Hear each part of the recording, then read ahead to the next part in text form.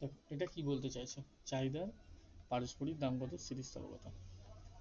এখানে কি বলছে যে চাহিদার পারস্পরিক দামগত স্থিতিস্থাপকতা, যেটা মানে cross price elasticity of demand, সেখানে বলা হয়েছে যে অন্য অন্য সকল বিষয় স্থির অবস্থায় অপর কোনো দ্রব্যের দামের 1% পরিবর্তনের জন্য, মানে আমি যদি এক্স আর ওয়াই দুটো প্রোডাক্টকে আমি নিয়ে নিই, তাহলে এক্স দ্রব্যের, ভালো করে বুঝবা, এক্স দ্রব্যের 1% দামের পরিবর্তনের জন্য কোনো দ্রব্য, মানে ওয়াই দ্রব্যটাকে আমি ধরতে পারি, কোনো দ্রব্যের যত শতাংশ চাহিদার পরিবর্তন হবে তাকেই বলা হবে পারস্পরিক দামগত স্থিতিস্থাপকতা, মানে চাহিদার পারস্পরিক দামগত স্থিতিস্থাপকতা। তাহলে এক্স দ্রব্যের দামের যদি 1% চেঞ্জ হয়, ওয়াই দ্রব্যের ডিমান্ডে যত শতাংশ চেঞ্জ হচ্ছে তাকেই আমরা বলছি চাহিদার পারস্পরিক দামগত স্থিতিস্থাপকতা। বোঝা গেল হ্যাঁ স্যার। ক্লিয়ারলি? হ্যাঁ। তাহলে আমি যদি কফি আর টি ধরে নিই, দুটো প্রোডাক্ট কফি এবং টি, তাহলে কফির যদি প্রাইস চেঞ্জ হয়, 1% প্রাইস চেঞ্জ হয়, মানে কমে যায় না বেড়ে যায় ধরো, তাহলে টি টি নামক দ্রব্যটাই সে ডিমান্ডের কত শতাংশ চেঞ্জ হচ্ছে, বা কমছে না বাড়ছে, মানে চেঞ্জ হচ্ছে। তো প্রাইস যদি, কফির প্রাইস যদি 1% চেঞ্জ হয়, তাহলে টি এর ডিমান্ডে কত পার্সেন্ট চেঞ্জ হচ্ছে, এটাকেই আমরা চাহিদার পারস্পরিক দামগত স্থিতিস্থাপকতা বলি। আর তার ইডির মান যেটা এখানে ডি হবে, এটা দিয়েছে কোনো কারণে না, আচ্ছা ইডির মান এখানে কি হবে, ওয়াই দ্রব্যের চাহিদার শতকরা পরিবর্তন বাই এক্স দ্রব্যের শতকরা দামের পরিবর্তন। ওয়াই দ্রব্যের যদি শতকরা চাহিদার শতকরা পরিবর্তনটাকে আমরা বার করি, সেটা এটা হয়। আর ওয়াই দ্রব্যের, এক্স দ্রব্যের দামের পরিবর্তনটাকে যদি আনি, তাহলে এটা হয়।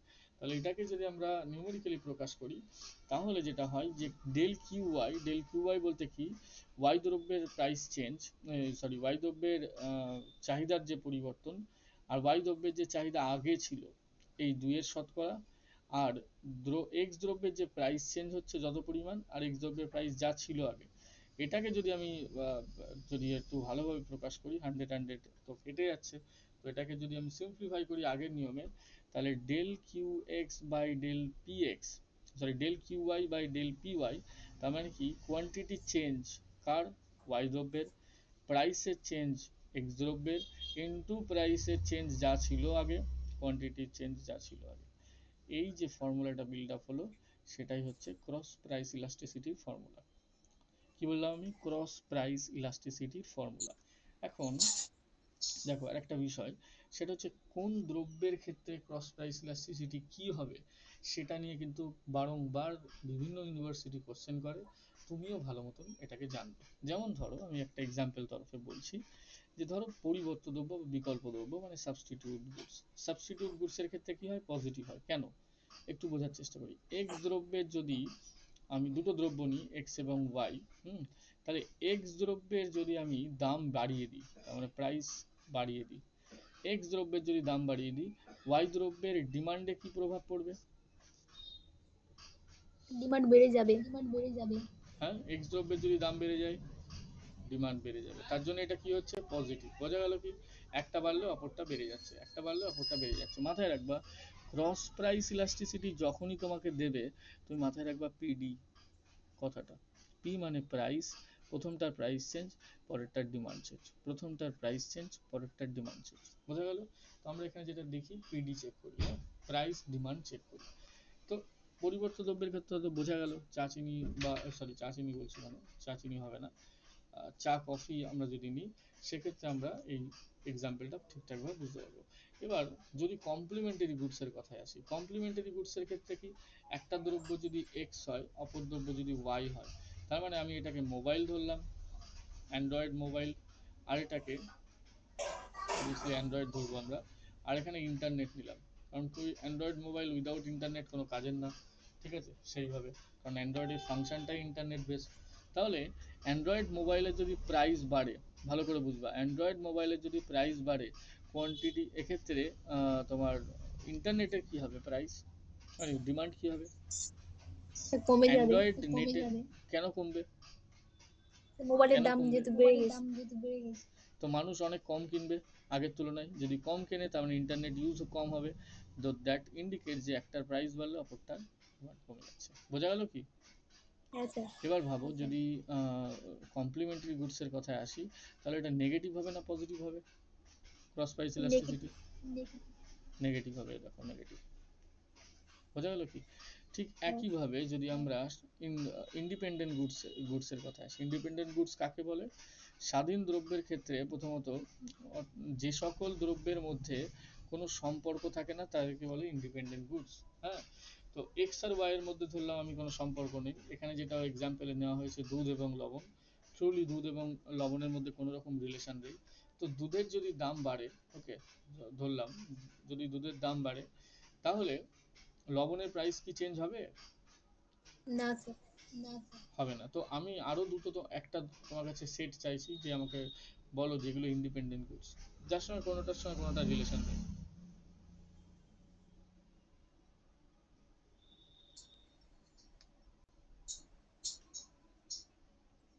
কোনোটার সঙ্গে কোনোটা রিলেশন নেই।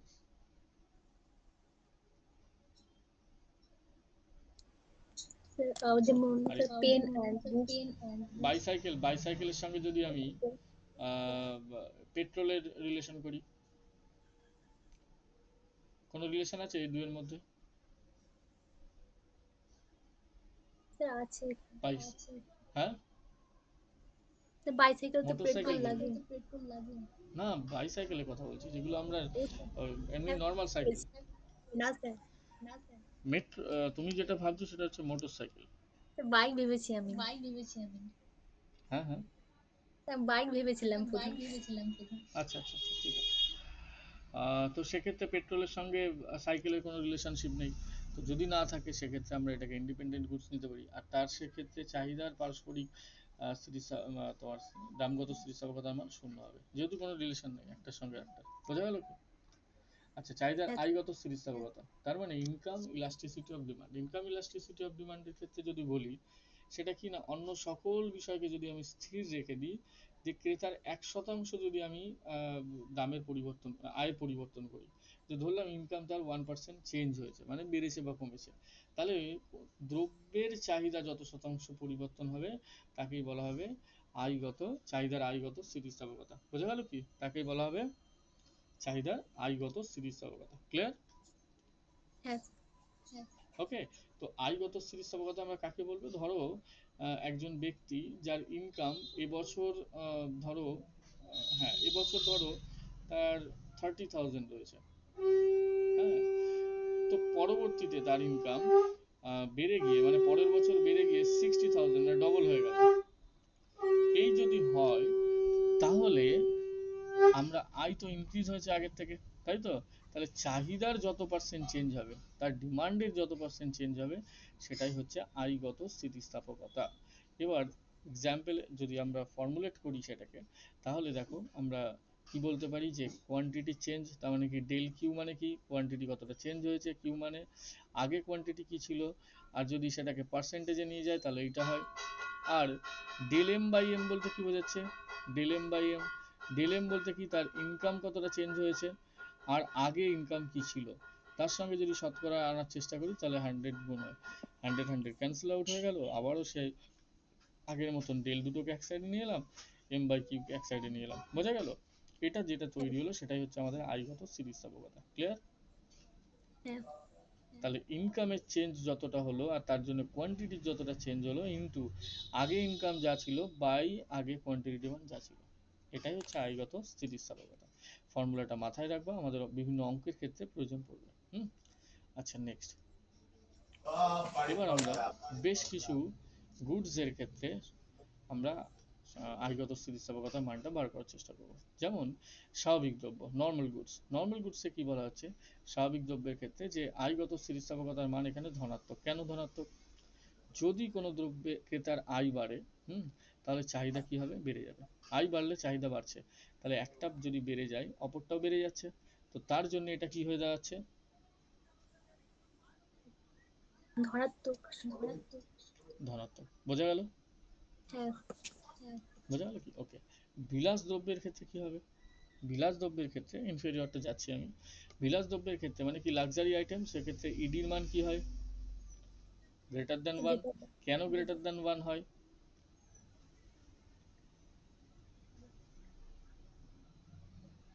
ডিমান্ড বাড়ে, হ্যাঁ হ্যাঁ, তো চাহিদা বাড়ে।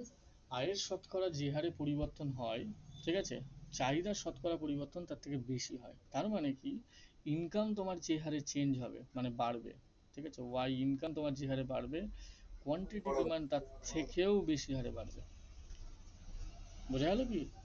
হ্যাঁ স্যার। বিলাস দ্রব্যের ক্ষেত্রে কি হয়, নিকৃষ্ট দ্রব্যের ক্ষেত্রে কি হয়, দেখো নিকৃষ্ট দ্রব্যের ক্ষেত্রে বা ইনফেরিয়র গুডস এর ক্ষেত্রে চাহিদার স্থিতিস্থাপকতার মান মানে আয়গত স্থিতিস্থাপকতার মান নেগেটিভ। কেন না, আয় বাড়লে আমরা কিছু কিছু দ্রব্যের চাহিদা কমিয়ে দিই, নিকৃষ্ট দ্রব্যের ক্ষেত্রে তাই হয়, আয় যত বাড়ে তত আমরা তার চাহিদা কোনো কোনো দ্রব্যের মানে বেশিরভাগ ক্ষেত্রে দ্রব্যের চাহিদা কমিয়ে যায়। তো কমে যায় কিভাবে, লক্ষ্য করো, যে ধরো আমার থ্রি 3000 আমার ধরো স্যালারি, ফর এক্সাম্পল আমি একটা অনুমান করে নিলাম। তো তখন ধরো আমি সেন্ট যেটা ইউজ করতাম পারফিউম, সেটা ধরো 200 টাকা দামের। হ্যাঁ, এবার যখন আমার ইনকাম 60,000 টাকা হয়ে যাবে, এবার কি আমি 200 টাকার ইউজ করব, তার ইনস্ট্যান্ট আমি এখন 300 বা 400টা ইউজ করব, তাই তো? তাহলে তা যদি হয় তার মানে ইনকাম বেড়ে যাওয়ার সাথে সাথে ডিমান্ড বাড়লো, তো সেটা ভালো কথা। বাট এখানে এই প্রোডাক্টটা আমি আস্তে আস্তে আমার থেকে সরিয়ে দিলাম, তার মানে কি আমি কমিয়ে দিলাম এই প্রোডাক্টটা ইউজ করা। কেন কমালাম, ইনকাম বেড়ে যাওয়ার কারণে। তাহলে তার জন্য নিকৃষ্ট দ্রব্য কাকে বলে, ইনকাম যদি বাড়ে আর তার জন্য যদি ডিমান্ড কমে যায়, সেই সমস্ত দ্রব্যগুলোকে বলা হবে নিকৃষ্ট দ্রব্য। আর সেক্ষেত্রে কি হয় না, ঋণাত্মক মান দাঁড়ায় ক্রস প্রাইস, এই তোমার ইনকাম ইলাস্টিসিটি। ওকে, নেক্সট প্রয়োজনীয় দ্রব্য। দেখো প্রয়োজনীয় দ্রব্যের ক্ষেত্রে লেস দ্যান ওয়ান হয়। কেন লেস দ্যান ওয়ান হয়ে থাকে, কারণ প্রয়োজনীয় দ্রব্যের ক্ষেত্রে ক্রেতার আয়ের শতকরা পরিবর্তন যে হারে ঘটে, চাহিদার পরিবর্তন সাধারণত তার থেকে কম হারে ঘটে। প্রয়োজনীয় জিনিসের থেকে তারা এক্সপেন্স অন্য জায়গায় বেশি করে। হুম, বোঝা গেল কি? হ্যাঁ স্যার।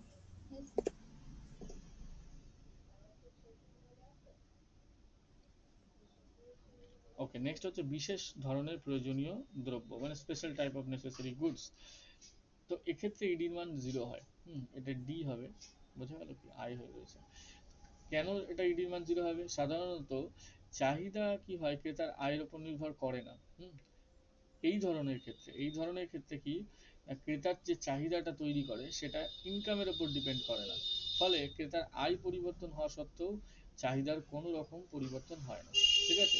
তো বিশেষ ধরনের প্রয়োজনীয় দ্রব্যের ক্ষেত্রে যেমন এখানে কলম বা এই সমস্ত জিনিস বলেছে, আলপিন, এই সমস্ত জিনিস, তো সেই সমস্ত ক্ষেত্রে যেই প্রোডাক্টগুলোর ইনকামের উপর নির্ভর করে না তার ডিমান্ড, সেগুলো বিশেষ প্রয়োজনীয় দ্রব্য। সেক্ষেত্রে কি হবে, এই ডিমান্ড 0 হবে। ক্লিয়ার? হ্যাঁ দেখো, বুঝতে পেরেছো নাকি?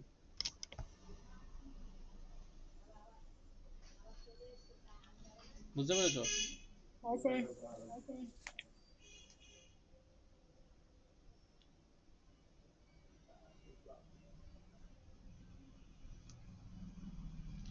তাহলে আজ আমরা এ পর্যন্তই রাখলাম, ঠিক আছে? এর বেশি আমরা এগোলাম না। নেক্সট ডে আমরা বাকি পার্টগুলোকে ঠিকঠাকভাবে শেষ করব। এখানে কি হলো না, এখানে আমরা কি কি পার্ট শেষ করে রাখলাম, আমরা ইলাস্টিসিটি অফ ডিমান্ড কাকে বলে শেষ করলাম। ওকে, ইডি কি, তার টাইপস গুলোকে পড়েছি আমরা 3 ধরনের, আর 3 ধরনের টাইপসের প্রথমটা কত ধরনের ছিল, দ্বিতীয়টা কত ধরনের ছিল এবং তৃতীয়টা কত ধরনের ছিল। বাট তৃতীয়টার মধ্যে আমরা যেটা করলাম সেটা ধরনগুলোকে আমরা আর পড়িনি, কারণ কি এটার মধ্যে ধরন নেই, এটার মধ্যে একমাত্র টাইপস গুলো বেশি রয়েছে। তো আমি একবার রিক্যাপ বা রিভিশন করিয়ে দিই যাতে করে তোমার খেয়াল থাকে যে কতটুকু পড়ানো হলো। দেখো প্রথমে হচ্ছে চাহিদা স্থিতিস্থাপকতা বুঝিয়েছি, যে কি না স্বাধীন চলরাশির এক ভাগ যদি পরিবর্তন হয় কার না চাহিদা নির্ধারণকারী বিষয়গুলোর, তাহলে চাহিদার পরিমাণে যে শতকরা একটা পরিবর্তন দেখা যায় সেটাকে আমরা বলবো চাহিদার স্থিতিস্থাপকতা। নেক্সট, আমরা অর্থনীতিবিদরা এই চাহিদার স্থিতিস্থাপকতাকে 3টে ভাগে ভাগ করে অ্যানালাইজ করেছেন। তো ফার্স্টটা কি ছিল না, ক্রস প্রাইস ইলাস্টিসিটি ছিল, সেকেন্ড থার্ড ছিল ইনকাম ইলাস্টিসিটি, আর প্রথম যেটা ছিল সেটা হচ্ছে ওন প্রাইস বা প্রাইস ইলাস্টিসিটি ডিমান্ড, যার মধ্যে অনেকগুলো ভাগ ছিল। হুম, সেই ভাগগুলো কি কি ছিল দেখো। প্রথম ভাগ ছিল প্রাইস ইলাস্টিসিটি বা প্রাইস ইলাস্টিসিটিতে সমহার স্থিতিস্থাপকতা, যেখানে প্রাইস যে হারে চেঞ্জ হচ্ছে কোয়ান্টিটি ডিমান্ড সেম হারে চেঞ্জ হচ্ছে, যার জন্য এটাকে বলছি ইউনিট ইলাস্টিসিটি অফ ডিমান্ড। তারপর এটাকে আমরা কি বলছি, ইলাস্টিক ডিমান্ড। এটা কি কেন বলছি, যে হারে প্রাইস চেঞ্জ হচ্ছে তার থেকে বেশি হারে কোয়ান্টিটি ডিমান্ড চেঞ্জ হচ্ছে। এখানে আমরা একটা এক্সাম্পল নিয়েছিলাম যে 5% যদি প্রাইস চেঞ্জ হয়, কোয়ান্টিটি ডিমান্ড তাহলে 20% চেঞ্জ হচ্ছে। তো আফটার অল আমার মান বেরোচ্ছে 4 ডিভাইডেড করার পর। তো 4 যেহেতু 1 এর বেশি, তার মানে এর ক্ষেত্রে অর্থাৎ ইলাস্টিক ডিমান্ডের ক্ষেত্রে ইডির মান কি হবে, গ্রেটার দেন 1। নেক্সট আমরা পড়েছি অস্থিতিস্থাপক চাহিদা, যেটা তোমার ইন ইলাস্টিক ডিমান্ড। সেটার ডেফিনেশন কি ছিল, যে হারে প্রাইস চেঞ্জ হবে তার থেকে কম হারে কোয়ান্টিটি ডিমান্ড চেঞ্জ হবে। আমি কি বললাম, যে হারে প্রাইস চেঞ্জ হবে তার থেকে কম হারে কোয়ান্টিটি ডিমান্ড চেঞ্জ হবে। সেক্ষেত্রে আমরা কি করেছি, যে 2% বাই 5% ধরেছি, না 5% হচ্ছে প্রাইস চেঞ্জ হয়েছে, 2% কোয়ান্টিটি ডিমান্ড চেঞ্জ হয়েছে। দ্যাট ক্লিয়ারলি ইন্ডিকেটস যে 1 এর থেকে কম। তো 1 এর থেকে কম মানে ইডির মান এক্ষেত্রে লেস দেন 1। ওকে। নেক্সট হচ্ছে সম্পূর্ণ স্থিতিস্থাপক ডিমান্ড চাহিদা।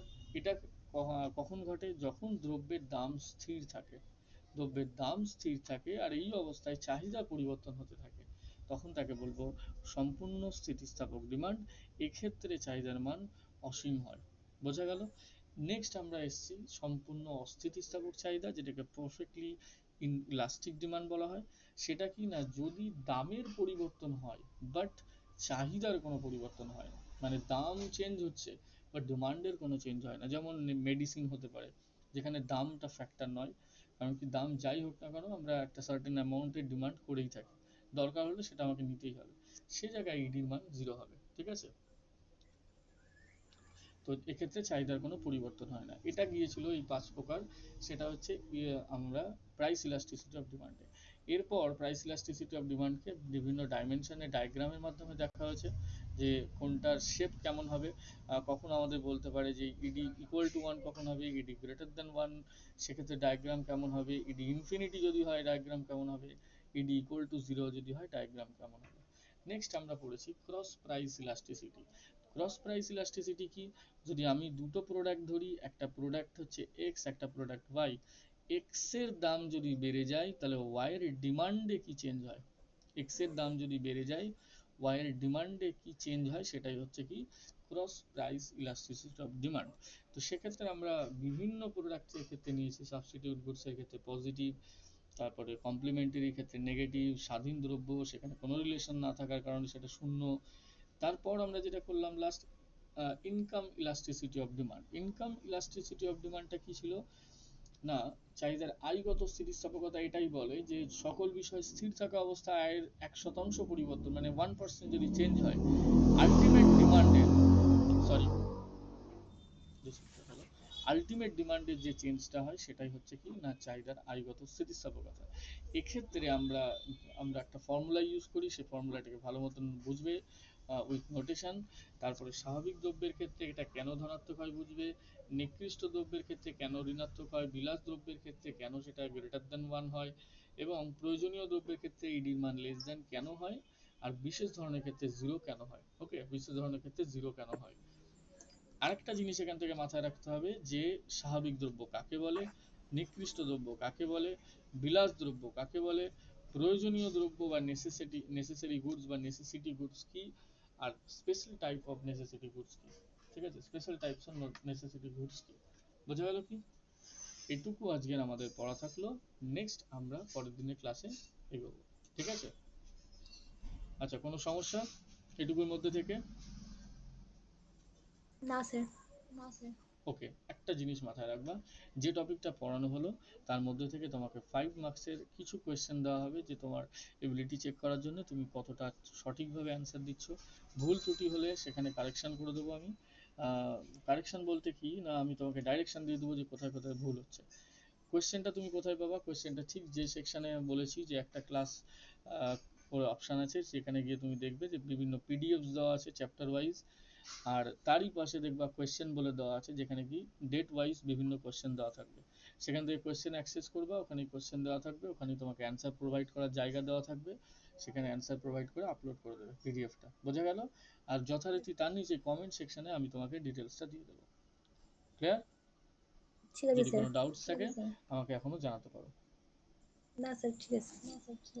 বেশ, ওকে, তাহলে আজকে ক্লাস এখানে স্টপ করলাম।